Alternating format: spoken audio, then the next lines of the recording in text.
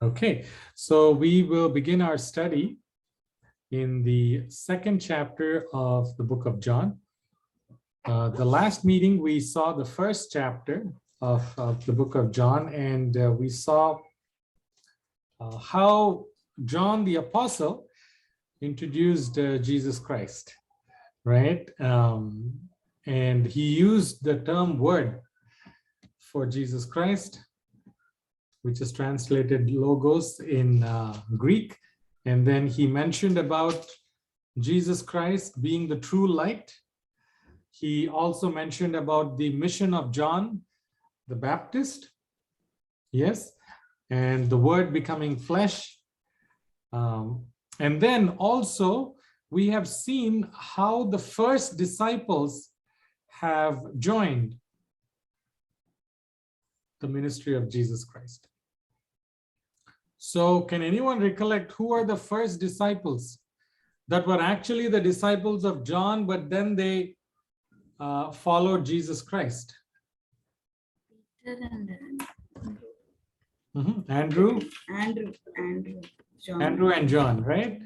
John the Apostle. They both were disciples of John the Baptist. And so who are the subsequent disciples that joined? Thus far in our study, who are the others who have joined? So we have Andrew, we have John. Andrew took Jesus to his brother, who is Simon Peter, right? And we know from the story in Matthew that Jesus was introduced to John's brother, who was James. And yes, he also found Philip, and Philip invited his friend Nathaniel. Right? So all of them were the disciples so far. And then later on, there were other disciples who joined as well. Okay. And so thus far, we have seen to the end of the chapter 1. And now we will begin our study in chapter 2. A very interesting chapter, right? This story of Jesus Christ, what he did at a wedding, right? And so what happened there is very interesting, because a lot of things have begun at this time, right? When Jesus Christ was at this wedding. So let's read, please, from chapter 2, verses 1 to 4. Anybody? Chapter 2, John chapter 2, 1 to 4. మూడవ దినమున గలీలియాలోని కానా అనే ఒక ఊరిలో ఒక వివాహం జరిగిన. యేసు తల్లి అక్కడ ఉండెను. యేసును ఆయన శిష్యులను ఆ వివాహమునకు పిలువబడేది. ద్రాక్ష రసమైపోయినప్పుడు యేసు తల్లి వారికి ద్రాక్షారసం లేదని ఆయనతో చెప్పగా, యేసు ఆమెతో, అమ్మా, నాతో నీకేమి పని, నా సమయం ఇంకనూ రాలేదని. Right. So Jesus Christ, after he had had that encounter with Nathaniel, right? After that, on the third day after that encounter, Jesus Christ was invited to a wedding, okay, at Cana. Now, this place was not very far from Nazareth, and the parties that were there in the wedding were the relatives of Mary and Joseph, right? They were relatives. And so obviously Mary was invited for the wedding, and Jesus Christ also was invited because he knew them. And so he, now with his disciples, he was going to attend this wedding, right, at Cana. And Mary, of course, at that point of time, Joseph died, and so she felt lonely quite a bit, right? Because of, death had separated her from Joseph, and her son also was not with her, right? For the last 2 months, Jesus Christ, once he began his ministry at the age of 30, he went away. And then he went away, and then he was baptized by John, and then he suffered in the wilderness. All of that had happened. Mary only heard about all these things. She was not a personal witness to any of those things, but she really was um, she was worried about her son, right? When she heard that he went through all these things by himself, right? And she longed to see him. And but Mary, from the beginning, she understood what is the mission of Jesus Christ. From the time the angel had appeared to Mary 30 years ago about announcing the birth of the child, she understood that he was a special child. He was the Messiah, right? And she heard about John the Baptist as well. And she knew the mission of John the Baptist as well, because, she and Elizabeth, they were relatives. And she heard what John the Baptist had preached during the time of the coming of the Messiah. She knew that it was Jesus Christ. But one thing that she longed for was that Jesus Christ would be revealed to people as the Messiah. All right. And that is what she really longed to do. But anyway, he came to this wedding, he met his mother, and there was so much joy in the eyes of Mary to see Jesus Christ. But Jesus Christ was not alone this time. He came with a group of disciples, a group of men who were talking to people about what they had seen and what they had heard about Jesus Christ. Right? Jesus Christ had gone with them. They had seen the fish, the miracle that happened there. But none of these happened really publicly. They were only among those disciples. And the larger group of people did not know about this. And so everybody there at the wedding they knew Jesus. Again, this Nazareth and Cana, they were small towns and people knew each other. And so they knew Jesus as the son of Mary and Joseph the carpenter, right? So in that sense, they knew him. And so, but Jesus was looking very different this time, right? There was a radiance in his appearance, something pertaining to his mission, right? And so people were kind of watching Jesus Christ. People were turning their eyes and then looking at Jesus Christ, and Mary could observe that a lot of people are glancing at Jesus Christ. Something is different, though everyone knew him, right? And so, and at this point also, Mary had a wish in her mind that there would be something that Jesus Christ would perform at this wedding, which would be a miracle that would unveil Jesus's mission to the people, right? And in those days, weddings, Jewish weddings, and I believe it is still the case, weddings went on for several days, right? 2, 3, 4 days, sometimes, depending upon how rich they are, basically, the Jewish families. And so the wedding feast here also went on for days, but the supply of the wine had failed. Basically, they ran out of wine. And it was very, very unusual for wedding feasts to go on without wine, right? It would indicate that the hospitality of the parties that are hosting was not up to the standard, right? There was a lack in the hospitality of the people if the wine ran out, right? It was a basic ingredient. As long as the wedding feast lasted, usually the wine also lasted. But in this particular case, they ran out of wine.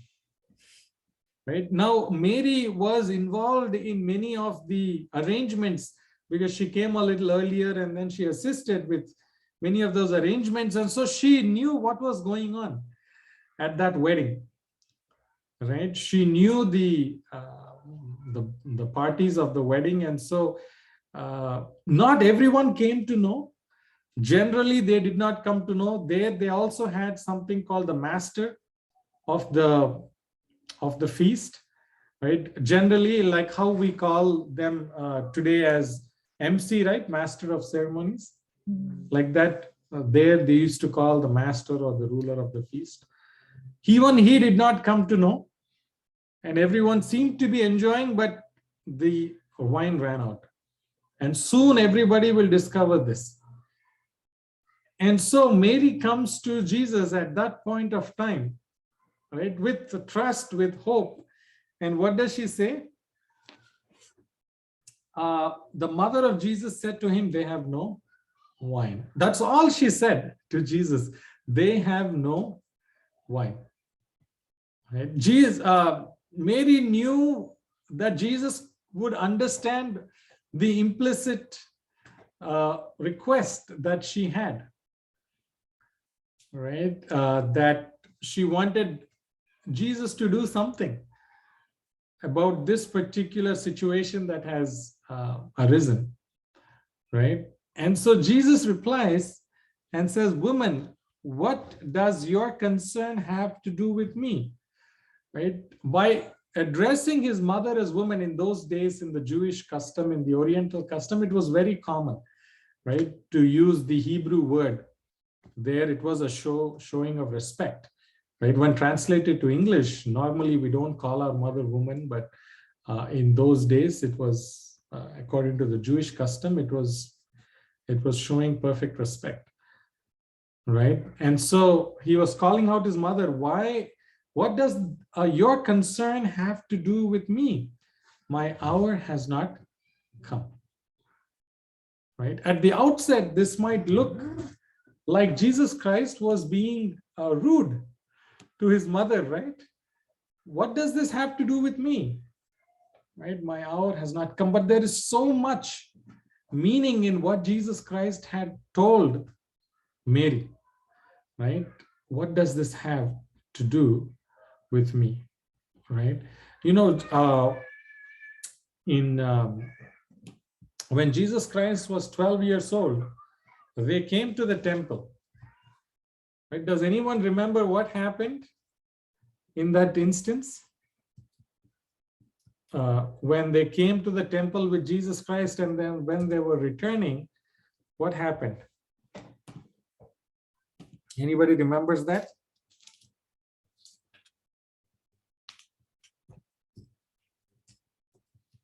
What happened to Jesus Christ?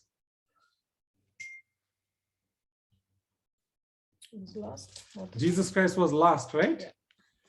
And let me see if I can find that verse.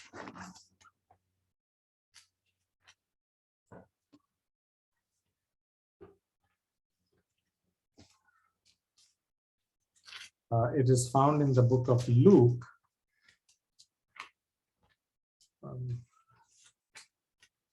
But it is a very interesting verse, and we need to see that. So let me just, I think it's in Luke. Yeah. Luke 2, 41 to 52. Can someone read Luke 2, 41 to 52? And we will understand how Mary understood the mission of Jesus Christ from the beginning. Yes. పస్కా పండుగప్పుడు ఆయన తల్లిదండ్రులు ఏటేటా యెరూషలేమునకు వెళ్ళుచుండువారు. ఆయన 12 ఏండ్ల వాడై ఉన్నప్పుడు ఆ పండుగను ఆచరించుటకై వాడుక చొప్పున వారు యెరూషలేమునకు వెళ్ళిరి. ఆ దినములు తీరిన తర్వాత వారు తిరిగి వెళ్ళుచుండగా బాలుడైన యేసు యెరూషలేములో నిలిచెను. ఆయన తల్లిదండ్రులు ఆ సంగతి ఎరుగక ఆయన సమూహములో ఉన్నాడని తలంచి యొక్క దిన ప్రయాణం సాగిపోయి తమ బంధువులలోను నెలవైన వారిలోను ఆయనను వెతుకుచుండరు. ఆయన కనబడనందున ఆయనను వెతుకుచు యెరూషలేమునకు తిరిగి వచ్చారు. 3 దినములైన తర్వాత ఆయన దేవాలయంలో బోధకుల మధ్య కూర్చుండి వారి మాటలను ఆలకించుచు వారిని ప్రశ్నలు అడుగుచూ ఉండగా చూసిరి. ఆయన మాటలు వినిన వారందరూ ఆయన ప్రజ్ఞకును ప్రత్యుత్తరములకును విస్మయం ఉండేది. ఆయన తల్లిదండ్రులు ఆయనను చూచి మిక్కిలి ఆశ్చర్యపడింది.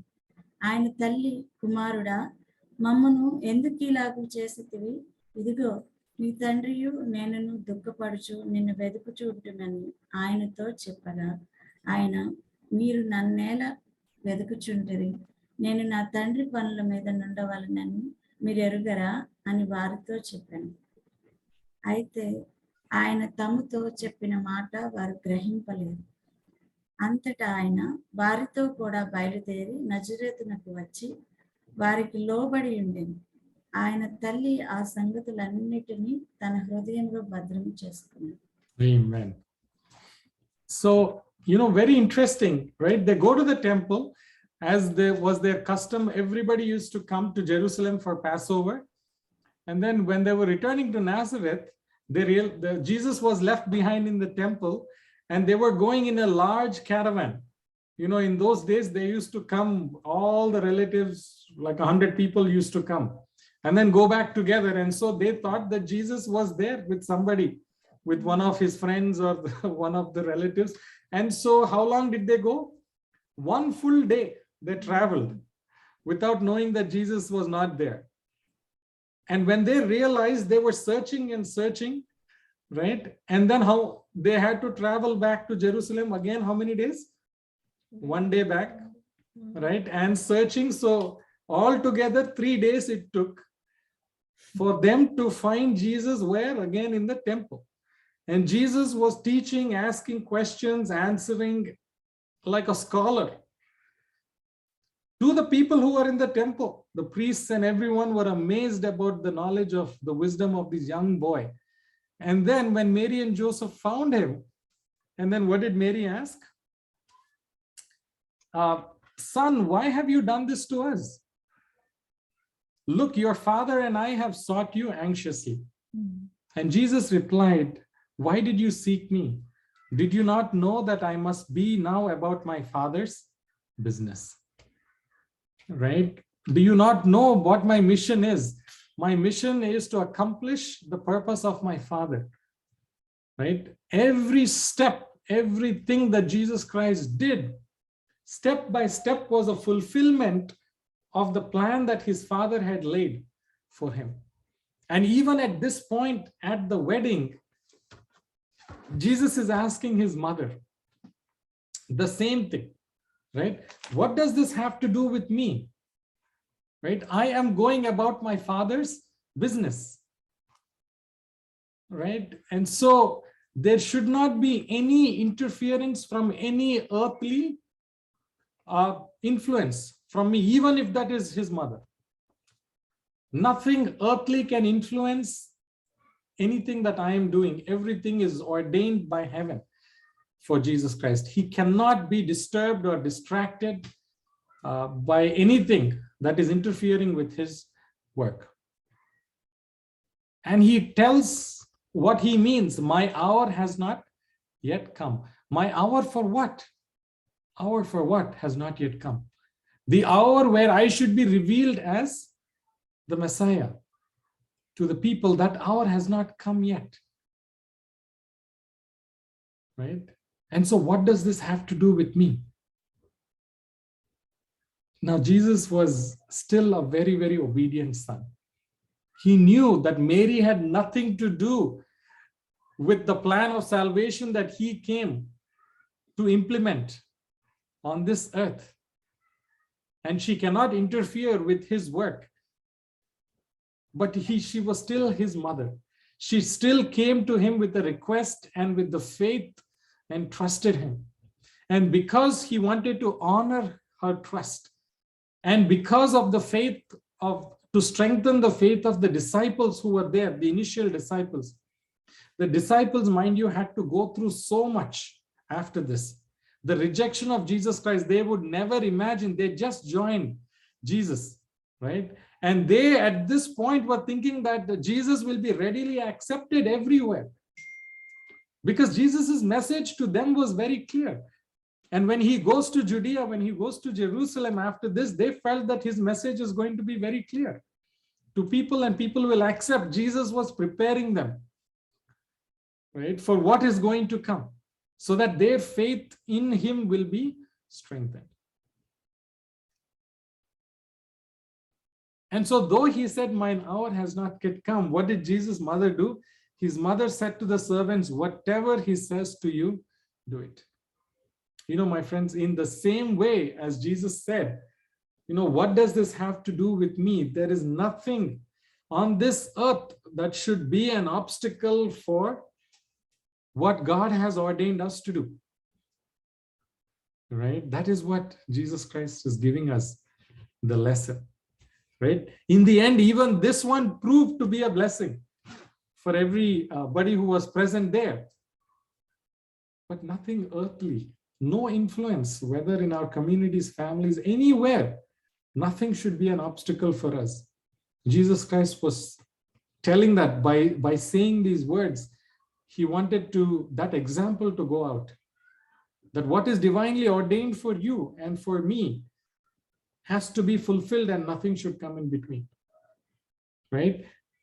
And so the mother, with that same hope and trust, she was not disheartened by his words. Right? Anybody, when the reply comes, what does this have to do with me? My hour has not yet come. Right? No, Mary was not disheartened or discouraged by that. She knew her son very well. Right? She could see the love in her son's eyes. And she said, whatever he says to you, do it. And then she left. Right? And Jesus Christ did not want to betray that trust. And so at that point of time, what did he do? There were 6 water pots of stone, according to the manner of purification of the Jews, because they used that for washing, containing 20 or 30 gallons apiece, right? Jesus said to them, fill the water pots with water, and they filled them up to the brim, right? And he said to them, draw some out now and take it to the master of the feast. Fill the 6 pots of those 6 pots or 6 jars with water to the brim. And then take it, draw some out, because at that point the wine ran out completely. They had no more time, right? And so it was absolutely time to serve people wine. Otherwise, they would find out very soon. And so he said, draw it out and immediately take it. Don't give it to anybody. First, give it to the master of the feast. Right? And so they took it and they gave it to the master of the feast, and the water that they drew out turned to wine. And the master, when he tasted it, right, what did he say? When the master of the feast had tasted the water that was made wine and did not know where it came from, but the servants, of course, who drew the water, they knew, right? Because they are the ones who filled water. And they drew it, and they drew wine out of it. The master of the fields called the bridegroom, and he said to him this, right? Every man at the beginning sets out the good wine, and when the guests have well drunk, then the inferior you have kept the good wine until now, right? First they will serve the good wine, and when everyone is drunk, then they will serve the inferior wine. But you have kept the good wine until now. Right? This was the beginning of the signs that Jesus Christ did. Right? There is so much meaning behind this particular miracle that Jesus Christ performed. Right? He asked them to fill it with water, and it was turned into wine. Right? What did the water symbolize? The water symbolizes baptism. Right? Jesus Christ was symbolizing baptism. What does the wine represent in the Bible? What does wine represent? Blood, the blood of Jesus Christ. Blood of Jesus. Right? That is what it symbolizes here. The water in the Bible always symbolizes baptism by the Holy Spirit. And so water is baptism and the outpouring of the Holy Spirit upon us. Right? That we have to do. That is our part, the water part. And then what has happened there? The shedding of the blood is what Jesus Christ has done. Right? You know, something very interesting happens here. Jesus Christ says, he said to them, fill the water pots with water. Whom did he ask to fill the water pots? He asked the servants to come and fill it. Why did Jesus Christ not fill? You want to show them. Right? Why did Jesus Christ not fill that water? He could have poured a little bit of water and all of them would have been full. Right? He did not actually need them to come and fill those water pots, but there is great lesson that we should learn here. Right? The water was brought by human hands. Correct? Right? The water was brought by human hands and it will always remain as water. But it is the touch of Jesus Christ that will make the difference. Our life is like that. Our life is like water. Right? There is no meaning. You know, water, you know, what is it? There is nothing special about it. But when the touch of Jesus, you know, that is when our life becomes sweet, like wine. Right? That is the difference that Jesus Christ brings. And also, very, very important, for the influence of Jesus Christ to work in our life, Jesus Christ cannot do it by himself. Right? It is a combination of what we do and allowing Jesus Christ to work in us that brings a change in us. We ourselves can never bring change in ourselves. Right? Can that water become wine by itself? No. Can any human being there would have done it? No. But Jesus insisted that you bring the water and I will work on it. And so the work of Jesus Christ is always a partnership between us and Jesus Christ. Right? That is why he asked them to bring. You bring it first. And then I will work on it.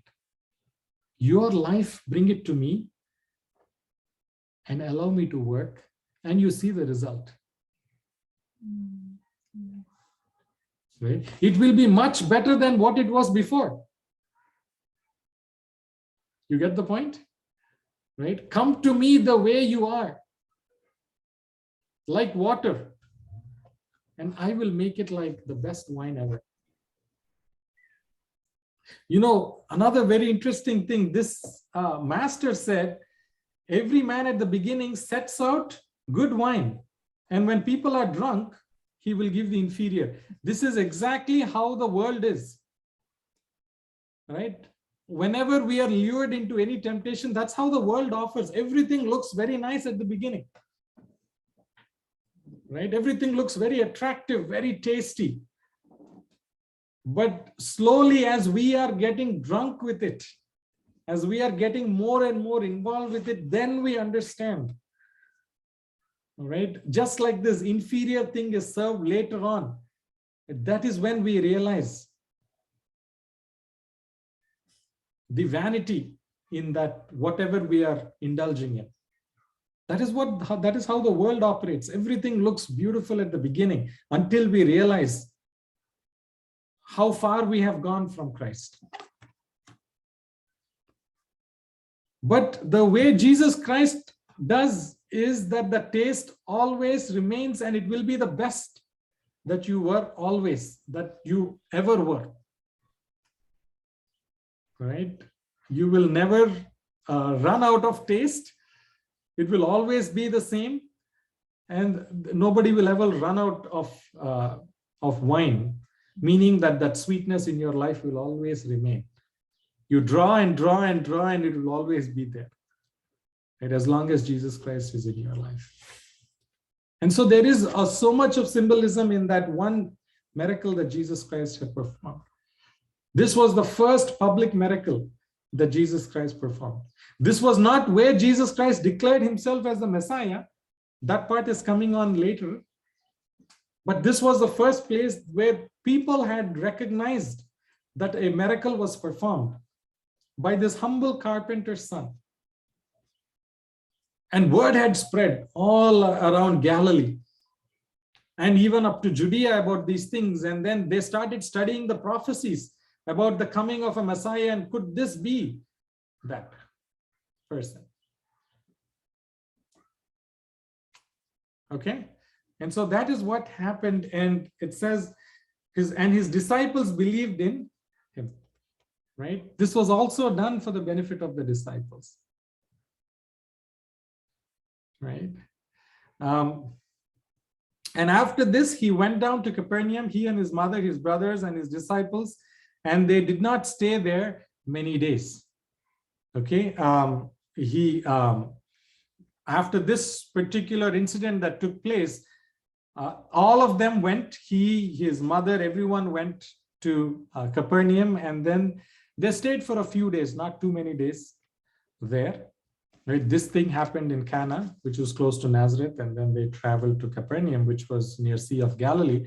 And they did not stay too many days because they all had to travel to Jerusalem, because now it was time for the Passover, right? And so Jesus Christ now travels to Jerusalem. Okay, and then a very important incident takes place at Jerusalem, right? Before that, do we have any questions at this point? ఇక్కడ guest లాగా పిలిచారు Jesus family. Yes. కానా వెళ్ళి అయితే వాళ్ళ relatives అందరూ. అయితే ఇక్కడ ఆయన ఆ చేసిన సూచక క్రియ ఓన్లీ శిష్యులకు మాత్రమే తెలిసిందా? అంటే ఇప్పుడు ఎవరైతే ఇన్వైట్ చేశారో ఆ రిలేటివ్స్ అందరికీ తెలిసే ఉంటుంది కదా ఆ ద్రాక్షారసం అయిపోయిందని. సో అంటే ఓన్లీ అది ఆ వాటర్ తీసుకొచ్చిన శిష్యులకు ఒక్కరికే తెలుసా ఆయన చేసిన ఆ మిరాకిల్, లేకపోతే అందరికీ తెలిసిందా? No, after he performed the miracle, the disciples knew about it, and then there was like the word spread, right? Very few people knew about it. The close relatives knew about it. Of course, the bridegroom, the bride's party, they knew about it, and the servants knew about it. And so that way, the word was spreading that, such a thing has happened. Generally, inside the wedding, people did not know about it. At that moment, they did not know about it. Yes. ఎందుకంటే వాళ్ళు అంటారు ముందు మంచిది దాచిపెట్టుకొని మీరు ఇది serve చేశారు అని. అంటే ఆ శిష్యుల ముందు అది చేసుంటారు, తర్వాత స్ప్రెడ్ అయ్యి. Correct. And so the master of the feast also did not know about it, right? At that point, not many knew about it, but subsequently, later on that day, and in the subsequent days, many people came to know about it. And so the word spread all around. ఇది ఇప్పుడు Israelites Egypt నుంచి కానాను అదేనా? Same No, that is different. That is Canaan. That is Canaan. That is Canaan. This is Cana. This is just Cana. That is Canaan. Right? Canaan was the promised land where Israelites came, as you said, from Egypt, and they 40 years, and then they went into that promised land. But this is different. Yeah. They sound similar though. Yeah, same. Yeah.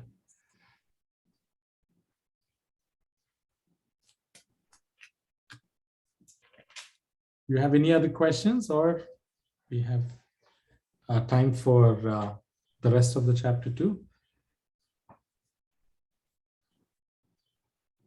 Yeah, we can finish this one. We can finish the chapter. Okay. Don't take too long. So yeah, I don't think, yes.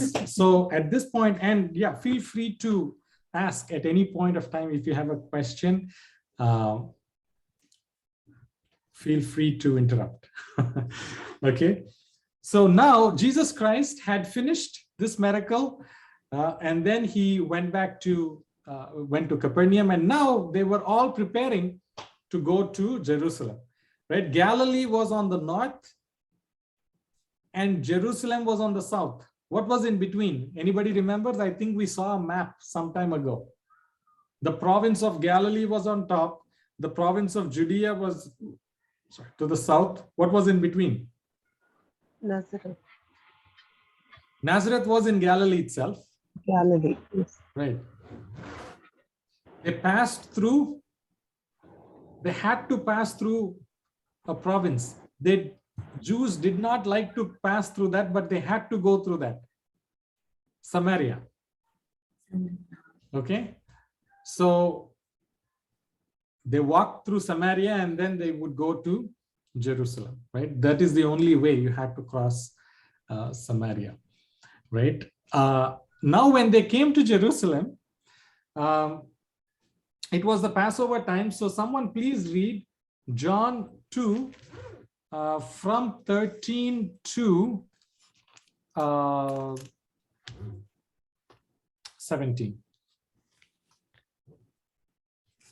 యూదులు పస్కా పండుగ సమీపం కదా యేసు యెరూషలేమునకు వెళ్ళి దేవాలయంలో ఎడ్లను గొర్రెలను పావురములను అమ్మువారును రూకలు మార్చువారును కూర్చున్నట చూసి త్రాళ్లతో కొరడాలు చేసి గొర్రెలను ఎడ్లన్నిటినీ దేవాలయంలో నుండి తోలివేసి రూకలు మార్చువారి రూకలు చల్లివేసి వారి బల్లలు పడద్రోసి పావురములు అమ్మవారితో వీటిని ఇక్కడ నుండి తీసుకొని పోండి, నా తండ్రి ఇల్లు వ్యాపారపుట ఇల్లుగా చేయకూడని చెప్పాను.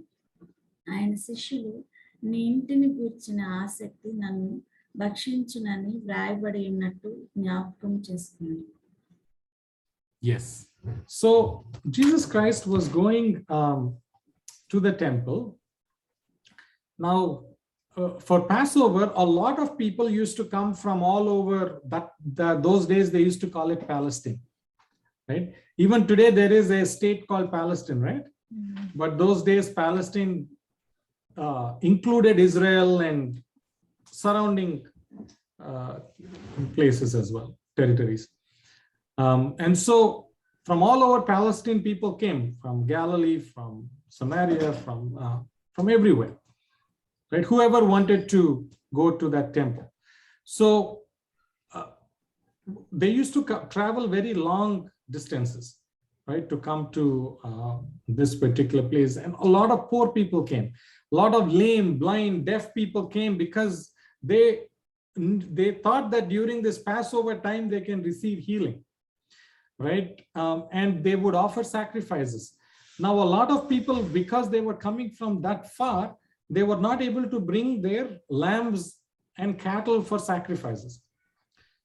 And so they made arrangement in the temple, right? In the outer courts of the temple, these people were selling cattle. They were selling sheep and ox and, all these things were sacrificial animals, doves, right? And so they were selling all these things. Just people would come by and then take it like a convenience for all of that, right? And also people there, according to the book of Exodus, they had to give half a shekel, right? The money in Israel is shekels, right? And so they had to give that money, paid as, it was written in the law of Moses as a ransom for your soul. It's an offering to the temple. And so everybody had to give that money, half a shekel. And some people gave even larger amounts. Huge amounts of offerings used to fall into that temple treasury. But in those days, the temple did not accept any other currency than shekels. Okay, so these people who came from foreign lands, they had to come and exchange. their foreign coins for shekels, local shekels they had to do. And so a lot of money changers also were there, right? So the temple treasury, so there was a long line, there was a huge commotion. Imagine if in the temple there is so much of cattle. Do you think it will be quiet in that region, right? What is the temple supposed to be? It is a temple is supposed to be for reverence. People would go there, meditate, and then worship. And here in the outer court, there is the sheep and the sheep and oxen and all of them bleating and people money changing. And there is so many coins that are falling, the sound of those coins. And these particular people, they were all cheaters. The guys who were selling these animals, right? And they were doing it in The temple. they were doing it in partnership with, in collusion with the priests. They would charge very high price for the cattle. Because people have come from such a far distance, they did not want to go in without the sacrifice. And so because they came in this far already, right, they did not know what the price was, but whatever is the price, they had to pay that, buy that one, and then go and offer the sacrifice. So they used to take advantage of this, and then the priests used to take a part of that money. And so these people who are poor and lame people, deaf people, they came there begging the priests, right, for prayers, for healing, for them. And they would all turn them away if they did not come with the proper rituals and with the offerings that they came, that they were supposed to bring. The few people, they could not even afford those things, right? And so at that point, Jesus Christ was standing at the temple steps, and then he was looking at this scene that was going on there, right? Nobody was able to concentrate properly in the temple on the prayer because of all this shouting that was going on, right? These people, the Jewish people, they took the rituals of the temple so seriously, right? They forgot the meaning of why that temple even existed. What is supposed to happen in the temple? They were so rigid in the rules for the temple that they started making money from those rules, right? And so the way they were operating, that one has totally taken away the meaning of that temple. That is why, what does it say in number 17? The disciples remembered that it is written, zeal for your house has eaten me up. The way you are handling my house has completely eaten, meaning that it has taken away the real meaning for that house. But when Jesus Christ was looking at that particular scene, he was so angry, right? The people were, worshiping, but absolutely could not experience the presence of God. Why did God even ask for that temple to be erected? When Moses brought the people, he said, build a tent so that I may dwell with you. It is supposed to be a holy and sacred place. And look at what you have done with this place. Right? And so there were these long strings and ropes that were there at the entrance of the temple, and Jesus Christ took one of those things, right? And then used this as a whip. He actually did not hurt people, but he said he drove people. He made a whip of cords. He drove them all out of the temple. He drove them with the sheep, with the oxen, and poured out all the changers' money and overturned the tables. When Jesus Christ was looking at them, they could understand that something is not right here. This particular man that is looking at us is very different from all the others. They could experience something, right? They knew what they were doing was evil, right? And they were doing it in perfect collusion with the priests. But when they looked at Jesus Christ, they could feel divinity. All these money changers and these sellers. And one by one, they started looking at him while they were doing these things, and they started slowing down in their business. Right? They were looking at each other because Jesus Christ was staring at them. And then suddenly all of them stopped what they were doing. Right? They could experience some power being present in that at that place. And as Jesus took that whip, all of them felt as if that whip was like a sword that is coming towards them. And they immediately left whatever they were doing. Right? What was Jesus Christ in front of that many people? Can you imagine? Jesus Christ was one person. They could have thought that I can overpower this particular person. I don't have to run away. We are hundreds here. But there was a strange fear. There was a power that they never experienced before, that they could not face. And they did not want to stand against that power. And so they all ran instantly from where they were. All the sheep, everything ran. The money changers left whatever they were doing, and then they were all simply ran away. And Jesus Christ told them, take these things away. Do not make my Father's house a house of merchandise. This was supposed to be a house of grace, of mercy, of holiness. You have converted it into a house of merchandise, a place of business, a den of thieves. Right? And so Jesus answered and said to them, the Jews answered. And so we are going to now complete this particular chapter, but do you have any questions up till now? Where Jesus drove them all out. Right? And when Jesus drove everybody out, the only people that were left there were the poor people who did not really bring any money to that they could buy. And there they experienced healing. Jesus Christ was present with them. Right? He showed compassion to them, the compassion that was missing from the priests. The priests never showed any mercy or compassion and prayed for any of them. Jesus Christ did that. He restored the true meaning of temple service. And then the blind could see, the deaf could speak, the lame could walk again.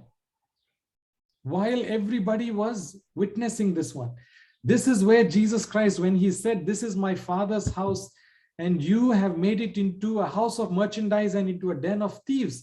That was the moment Jesus Christ declared himself as the Son of God and as the Messiah. And now, as everybody watched Jesus perform those miracles,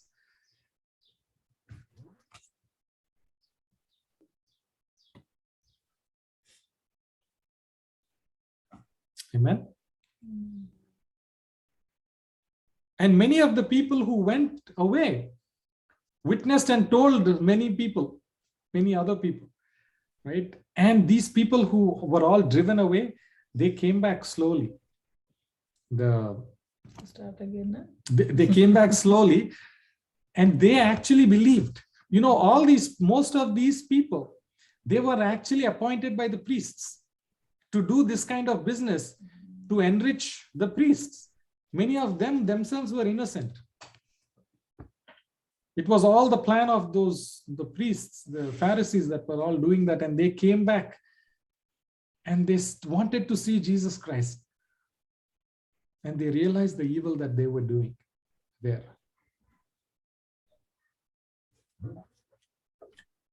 Amen. And then Jesus Christ has an interaction with the Jews. But before we go there, any questions? అప్పట్లో అంటే యెరూషలేం దేవాలయం కదా అది, అంటే అది ఒక్కటే ఉండేదా, ఇంకా ఏమి ఉండే కదా churches? There were, but the temple at Jerusalem was the ultimate. Right? They really, everybody gathered there for the Passover. People had other places like synagogues, they used to call them. every town had a synagogue. Nazareth had, Cana had, Capernaum had. But This when is it like comes a to annual- Passover, annual, annual. everybody had to travel to Jerusalem and then go to Jerusalem and then be at the temple, right? That was like the Makkah, if you want to compare.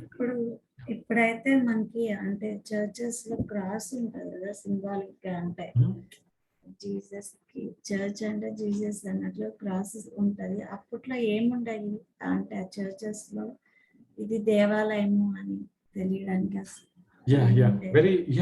So at that point there was no cross, right? Because cross was not there. But there were other things that symbolize, Jesus Christ. I mean, God, when he established the sanctuary, right? When he established the sanctuary, he said that there should be a few things inside that, right?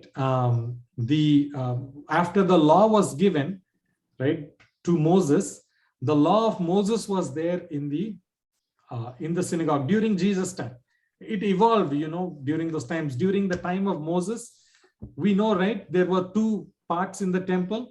One was called holy place, one was called most holy place, right? In that time it was very clear because there was only one tent that was there. We had the table of showbread, we had the incense candles, and then we had in the most holy place the mercy seat was there. In the outer court there was the place for sacrificing the lamb. Those things symbolized that this was a holy place. When it came to the time of Jesus Christ, the scriptures were there, right? The scriptures were there, and then the ark, which they called, and they put the scriptures within that. That one symbolized the holy presence, right? But even today, if there is, cross is very common in most churches, but it does not mean that if there is no cross that it is not holy place, right? Jesus Christ never said that a cross should be there in every. But of course, I have seen most churches have a cross, either on the podium or somewhere. There's nothing, it's always good to point people to the cross. But back in those days, it was just the scriptures that were there and a separate place for that. Yeah, from outside it's like From building, outside, like it just looked like any other building. building. Solomon కూడా మందిరము కట్టించినప్పుడు ఆయన బలిపీఠము అవే కదా brother, అవన్నీ రాయబడింది scriptures. Oh, everything and is మోషే పలకలు కూడా length. Brother, మోషే రాసిన పలకలు ఉన్నాయి కదా బ్రదర్, అవి సొలొమోను మండపంలో పెట్టబడినవి. Correct. చర్చిలో. Yes. So the original ones that were used, right? So God wanted those to be carried, right? Everywhere they went, and they were very holy. You cannot touch it. Some people died also trying to, touch those things. And so he wanted those to be carried and kept in the temple, right? Of course, the temple was destroyed and everything in it was destroyed. We do not really know where those things are, whether those exist, if they are, but yeah. Brother, Jesus Christ ని cross చేసినప్పుడు ఒక తెర గురించి మాట్లాడతారు యెరూషలేం దేవాలయంలో. అదే శృంగారి మన దేవాలయం, ఆ తెర చిరిగాను అని ఉంటది ఆయన చనిపోయినప్పుడు. దాని గురించి చెప్తాను. Yes, I'll tell you. So with regards to that, actually this one is the prerequisite to understand the next 2 or 3 verses. Do we have time for that? So now the Jews asked Jesus, what sign? Jews answered and said to him, what sign do you show to us since you do these things? Right? You see the how adamant these people were to not believe. Jesus Christ just showed them a sign, right? He drove away everybody. He was healing the people, right? And they said, what sign? Give us some sign that what authority you do these things by, right? If you want us to believe in who you are calling yourself the Son of God, the Father. You said, this is my Father's house. What sign?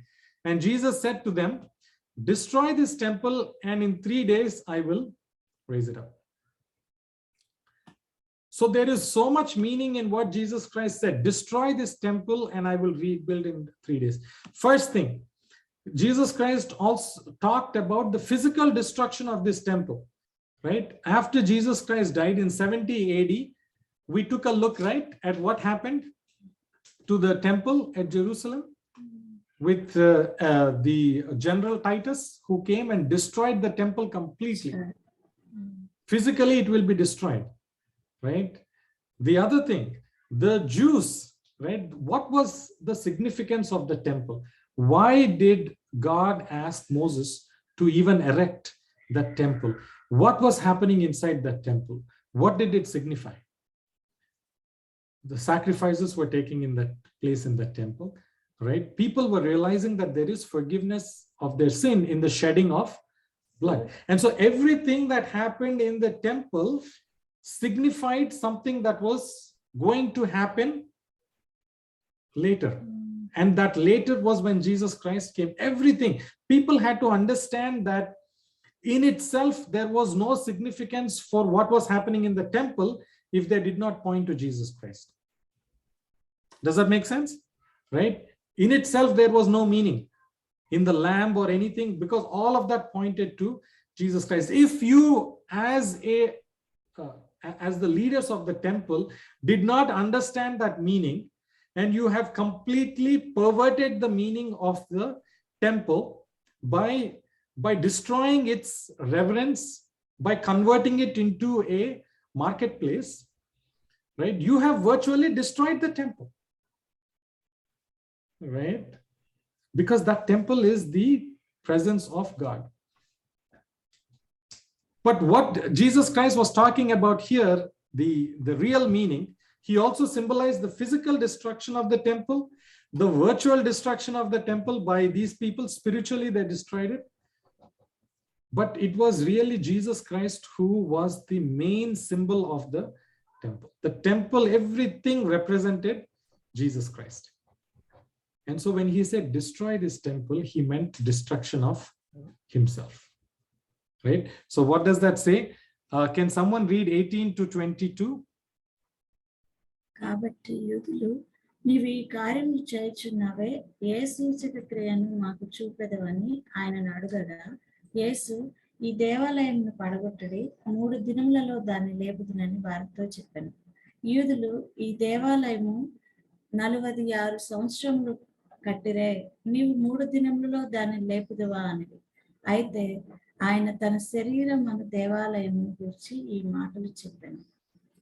ఆయన మృతుల్లో నుండి లేచిన తర్వాత ఆయన ఈ మాట చెప్పానని ఆయన శిష్యులు జ్ఞాపకం చేసుకుని లేఖనమును యేసు చెప్పిన మాటను నమ్మారు. Right? And so he said, you destroy this temple, meaning that you destroy my body and I will rebuild it in how many days? 3 days. Right? He was talking about his death and resurrection after 3 days. They did not understand that significance, and Jesus Christ did not expect them to understand either. Neither did the disciples understand at that point of time. They understood later on about what Jesus Christ meant by destroy this temple and I will rebuild it. But what he meant also was destroy the temple in the way that you are operating it right now. And I will rebuild the real temple. Because Jesus Christ, after his ascension, he was inaugurated as what? As our high priest. Right now, he is our high priest. If we read the entire book of Hebrews, it talks about Jesus Christ being our advocate, our high priest. That is the real temple. I will rebuild it in the way that it is supposed to be. You destroy this particular temple because the meaning of this temple will be finished when I die, right?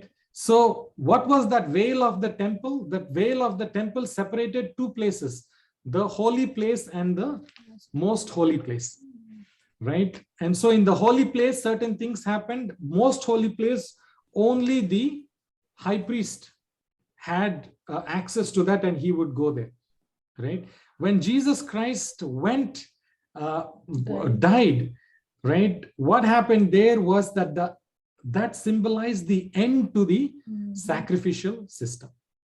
The ultimate sacrifice was done. And so all the things that were pointing to Jesus Christ were no longer required. And so there is no more need for these services to take place in this temple. The temple veil was torn and the most holy place stood exposed. Everyone now has access, right? Not through the priest anymore, but through Jesus Christ. He is the ultimate. And so now we have access through Jesus Christ. No more temple services, no more sacrifices in the temple are needed. And so that veil was torn as a symbol of the work in the temple was finished because the ultimate sacrifice was given. Amen.